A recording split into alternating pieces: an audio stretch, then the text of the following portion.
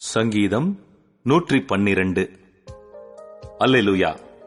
கர்த்தருக்கு பயந்து அவருடைய கட்டளைகளில் மிகவும் பிரியமாயிருக்கிற மனுஷன் பாக்கியவான். அவன் சந்ததி பூமியில் பலத்திருக்கும். செம்மையானவர்களின் வம்சம் ஆசீர்வதிக்கப்படும். ஆஸ்தியும் ஐசுவரியமும் அவன் வீட்டிலிருக்கும். அவனுடைய நீதி என்றைக்கும் நிற்கும். செம்மையானவர்களுக்கு இருளிலே வெளிச்சம் உதிக்கும். அவன் இரக்கமும் மன உருக்கமும் நீதியும் உள்ளவன்.